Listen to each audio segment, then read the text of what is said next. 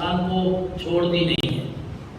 اس کی رحمت سے کبھی مایوس نہیں ہونا چاہیے۔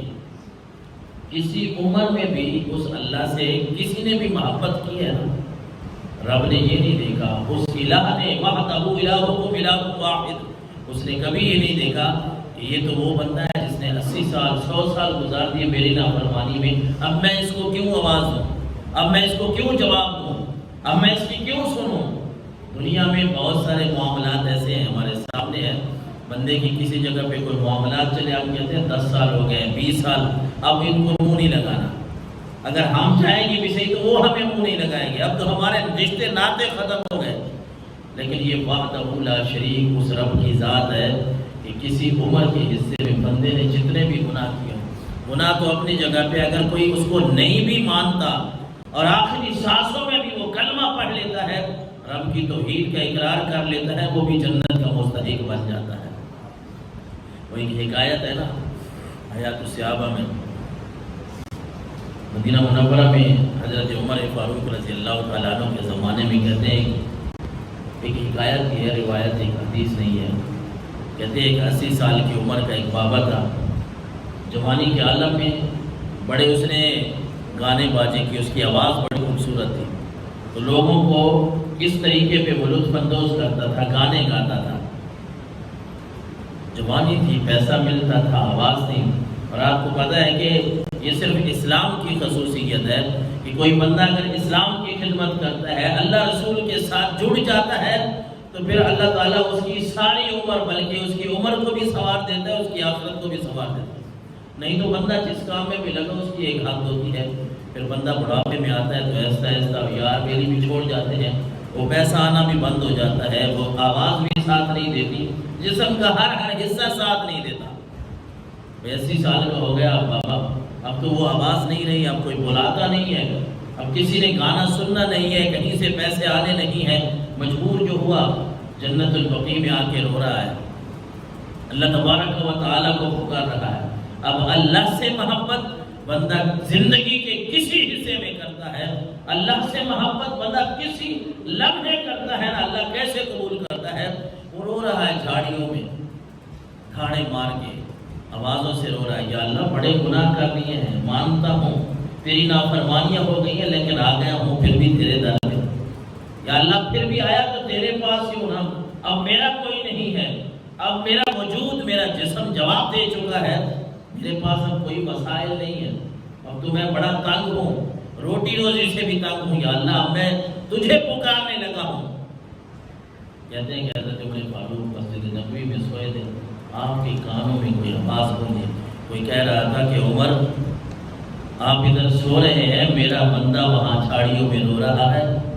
وہ مجھے پکار رہا ہے، جا کے اس سے بات پوچھو، اس کا مسئلہ حل کرو، اس کی مدد کرو۔ حضرت عمر فاروق جاتے ہیں، وہ دیکھ کے پہلے تو بھاگنے لگ جاتا ہے، شاید کہ عمر آ رہے ہیں، یہ بڑے سخت ہیں، مجھے کوئی کوڑے ماریں گے، مجھے کہیں گے کہ یہ تو گانے باجے والا ہے، لیکن حضرت عمر نے آواز دی کہ بھاگنے والے اب بھاگ نہیں، جس رب کے سامنے تو رو رہا تھا نا، اپنی عرضیاں پیش کر رہا تھا،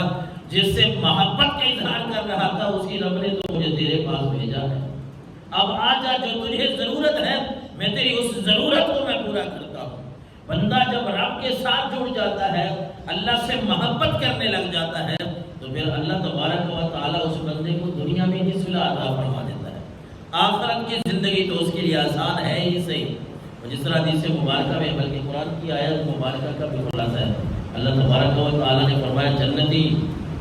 اللہ کے نبی نے بھی فرمایا، حدیث کا خلاصہ ہے، جنتی جنت میں آئیں گے تو پھر کہیں گے، عرض کریں گے کہ یا اللہ باقی گھر والوں سے تھوڑا سا اوکھا تو میں نے زندگی گزاری ہے، مشکل تھی، صبح اٹھنا پڑتا تھا نماز کے لیے، پھر کام کاج بھی کرنے ہوتے تھے، حلال رزق بھی کمانا ہوتا تھا، ساتھ ساتھ میں نے دنیا داری بھی کی ہے، حلال رزق کا بھی اہتمام کیا ہے، تھوڑی سی مشکلات جھیل لی ہیں، لیکن آج مزہ ہی آ گیا ہے، وہ ساری مشکلات بھول گئی ہیں، یا اللہ جب تو نے ہمیں یہ جنت جیسی عظیم نعمت عطا فرمائی ہے۔ تو بندہ تھوڑا سا اگر اپنے آپ کو اللہ کی محبت کے لیے فارغ کر دے، تھوڑے وقت کے لیے، میں اکثر آپ کو کہتا ہوں کہ ہمارے دین اسلام میں کوئی ایسی بات نہیں ہے کہ سارا دن ہم نے مسجد میں بیٹھنا ہے، ساری رات نہیں، کوئی اللہ کا حکم نہیں ہے. 5 نمازیں رب نے رکھی ہیں، ان کا بھی ٹائم مقرر کیا ہے. جو بندہ 5 نمازیں پڑھ رہا ہے،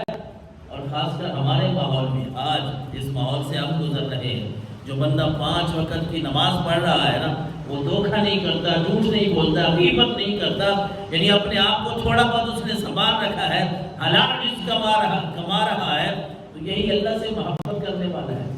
ظاہر ہے یہی بندہ اللہ سے محبت کرنے والا ہے، کیونکہ جب یہ مسجد سے جاتا ہے، آذان کی آواز دوسری نماز کے لیے اس کے کانوں پہ پڑتی ہے، تو یہ مسجد کا رخ کر دیتا ہے. اور یہ اس حدیث مبارکہ میں بھی شامل ہو جاتا ہے کہ اللہ کے نبی نے جن 7 لوگوں کے لیے فرمایا کہ وہ بندہ جس کا دل مسجد کے ساتھ لٹکا ہوا ہوتا ہے، نماز کے انتظار میں ہوتا ہے، اس کو اللہ تبارک و تعالی جس دن لوگ اپنے گناہوں کی وجہ سے پریشان ہوں گے، اللہ اس کو اپنے عرش کے سائے میں جگہ نصیب فرمائے گا. والذین یبیتون لربہم سجدا وقیاما والذین یقولون ربنا اصرف عنا عذاب جہنم. اور کسی جگہ میں فرمایا تھا تجافا جنوبہم عن المضاجع یدعون ربہم خوفا وطمعا ومما رزقناہم ينفقون. اللہ سے جو محبت کرنے والے ان کی نشانی کیا ہے؟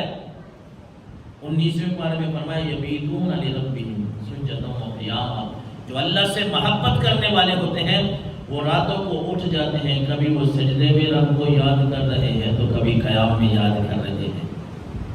وہ رات کو اٹھ کے اپنے رب کو راضی کرتے ہیں. اور پھر فرمایا تھا تجافا جنوبہم عن المضاجع یدعون ربہم خوفا وطمعا. لوگ نرم بستروں پہ سو رہے ہوتے ہیں، جو میرے ساتھ محبت رکھتے ہیں وہ اپنا بستر چھوڑ کے میرا خوف بھی دل میں ہوتا ہے، مجھ سے ڈر بھی رکھ رہے ہوتے ہیں، میری رحمت کی امید بھی رکھ کے اپنے بستر